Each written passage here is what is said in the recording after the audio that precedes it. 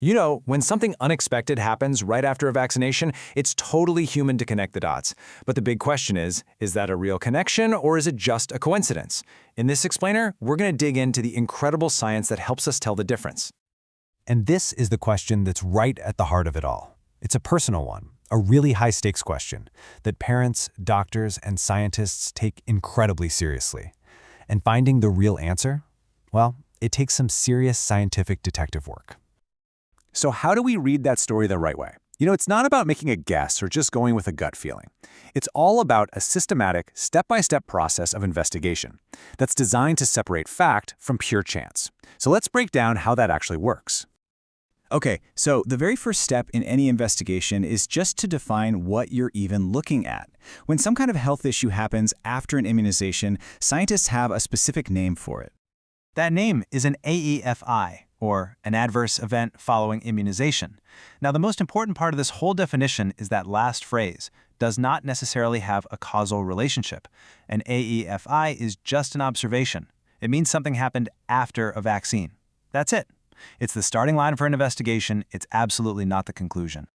So right away, investigators start looking at 5 different possibilities. Was it a known expected reaction to the vaccine itself? Or maybe there was a problem with that specific batch, a quality defect. Could there have been a mistake in how it was given?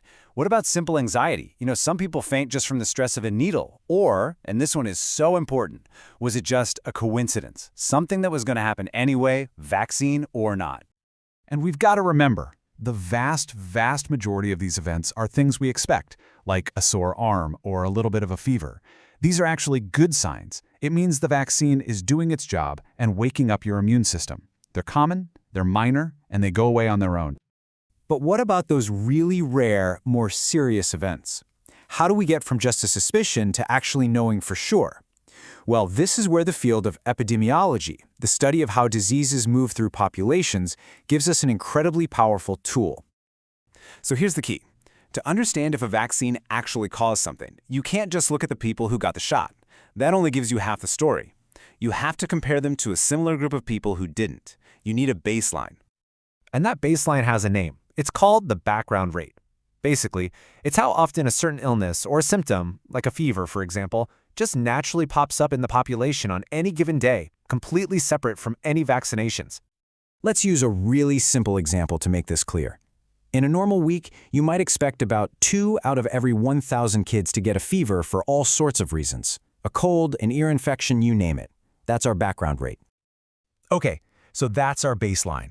Now let's say we look at a huge group of kids right after they get a vaccine. And in that group, we see the rate of fever is now 5 per 1,000. So it's higher for sure, but we know some of those fevers would have happened anyway. And this is where the science comes in. You take the rate you observed, the 5, and you subtract the background rate, the 2 who are probably going to get a fever no matter what. And what's left over? That's the attributable rate. In this case, 3 per 1,000. That is the actual increase in risk that we can attribute to the vaccine. This simple calculation is one of the absolute cornerstones of modern public health research, and it's the foundation for major studies that track and control disease. Now, this method isn't just something in a textbook. Let's look at a really powerful historical example that shows exactly how this plays out in the real world. So back in the mid-1970s in England and Wales, concerns started swirling about the pertussis vaccine. As a result, vaccination rates just plummeted, going from 81% all the way down to 31%. And the result was predictable and tragic. The community lost its shield, and whooping cough came roaring back. 2 huge epidemics swept through, and sadly, children died. It was only after seeing the horrible reality of the disease returning that public confidence came back. And this whole story highlights a fascinating paradox in public health. It seems that vaccines can become victims of their own success. When they work so well that we don't see the diseases anymore, I mean, when was the last time you saw someone with polio, our attention can shift away from the disease and onto the very small risk of the vaccine. It's a really powerful insight. The pertussis story was a really tough lesson for the world to learn. And today, this kind of scientific investigation isn't just a one-time thing. It's actually built into a continuous global system that's always monitoring vaccine safety. The official name for this is pharmacovigilance, but you can just think of it as a global neighborhood watch for all medicines, and that includes vaccines.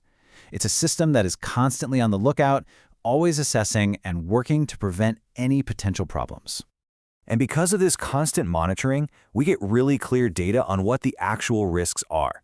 I mean, just look at this table. The estimated rate of severe reactions is incredibly low. We're talking 1 in hundreds of thousands, sometimes 1 in millions of doses. And having this data is what allows us to properly weigh the benefits against the risks. And this work isn't just done by one group in a lab somewhere.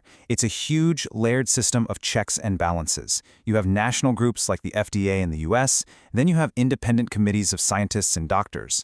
And on top of all that, there's a global advisory committee at the World Health Organization.